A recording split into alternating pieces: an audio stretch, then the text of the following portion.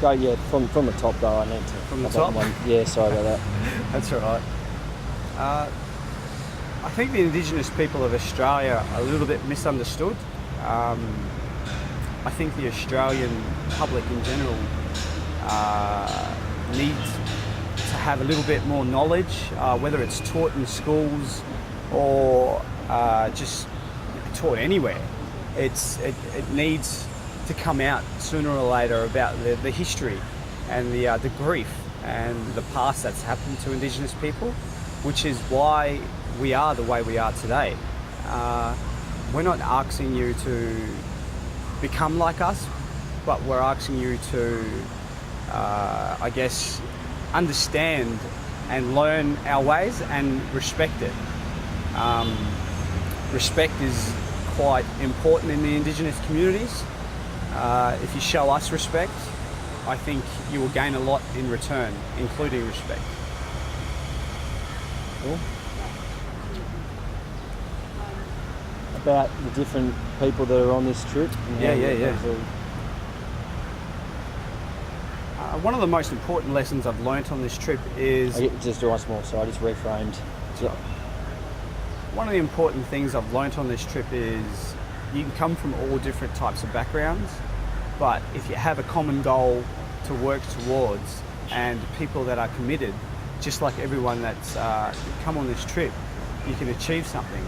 And we have a range of people on this trip. We have a plumber, we've got AFL players, we've got a psych, we've got a cameraman who thinks he's funny, and we've got lawyers.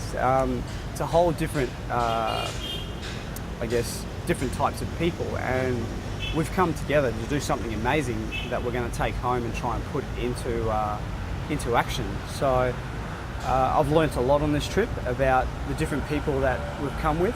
We have a Buddhist, a bloke that practices Buddhism in Kirk, and I've taken a lot away, not only about his beliefs, but about his character, about his leadership. And a mate of mine, John O'Mullins, didn't speak a word before we got on this trip, and he's just opened up. And a trip like this has just opened new doorways for him, and he's come out of his shell and he wants to do something back in his community, and he wants to change the world. So a trip like this, as a person, it changes your whole way of thinking and sort of just changes you as a person, and I believe it makes you a better person deep down inside. Lovely. Except for the bit about me. That's the best bit. Yeah, I've got to edit around that somehow. That's all right. The smack bang in the middle too. Yeah, I know. Rich, I mean, you said early on in the trip, I was telling you about Brad soon saying he felt like a bit of a fraud because he wasn't Indigenous and he didn't know much about reconciliation. He was sort of saying, well, what am I doing here? And you guys, I don't remember if it was you or who else was saying. If it was good, it was me. Saying, don't want to, the non-Indigenous boys, the white boys don't want to interact with you necessarily. They don't sort of show friendliness. Yeah. And Brad's saying, don't really know how, like that awkwardness. Yeah. So, talk a little bit maybe about what happens when you're all in money. Yep. There's more similarity than difference. How do I start this? Sorry, just thinking. We started off talking earlier on in the week. Brad Saul was a little bit uncomfortable and didn't know how to approach us, the Indigenous Australians, about asking, about our culture and our beliefs and stuff like that. And we as Indigenous people want the Australian public to know what we're about, what we believe in, and it's a Western world now in Australia, so we've got to adapt to it. And I think the Australian population needs to adapt to getting to know us a little bit more on a personal basis. It's I don't think there are things that we're not allowed to tell the non-Indigenous, but at the same time, because we want people to know what we're about, we would like people to ask questions. Sorry, mate.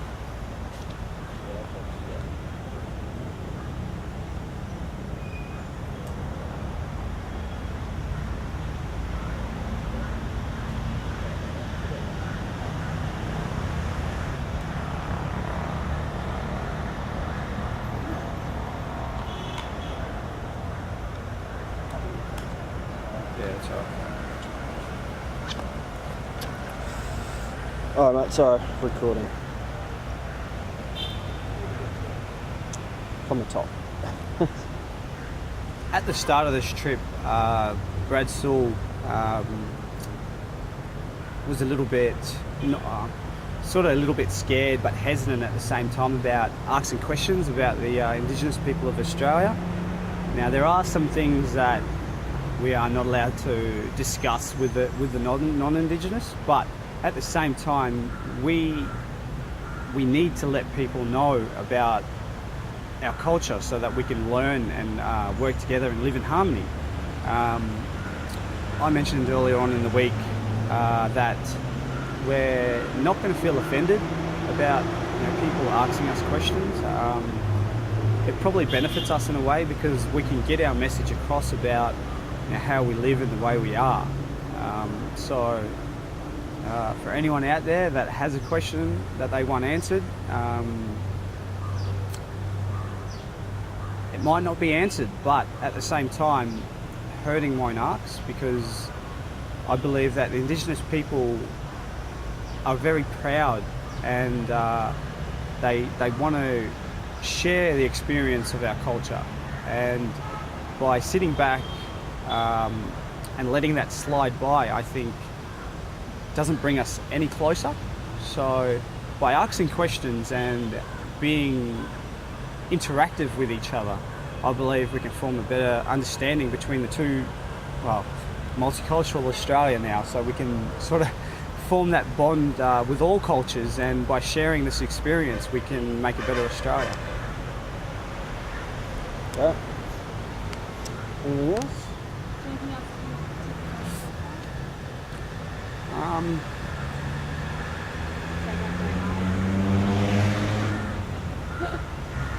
Yes, actually.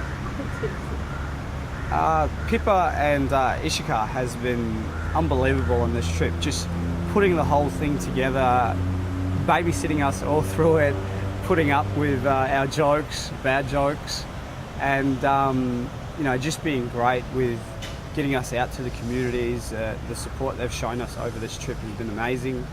The people we've been introduced to through these guys has been unbelievable, and I'd just like to say thank you to those two for changing me as a person. Deep down inside, I feel as though I've learnt new things, and I don't believe that these new things will ever leave my heart. It's changed me as a person, and I think I'm a better person for coming on this trip. So thank you very much to Pippa and Ishika for giving me the privilege of being in this group. Lovely. Thanks, Ruth. Thank you.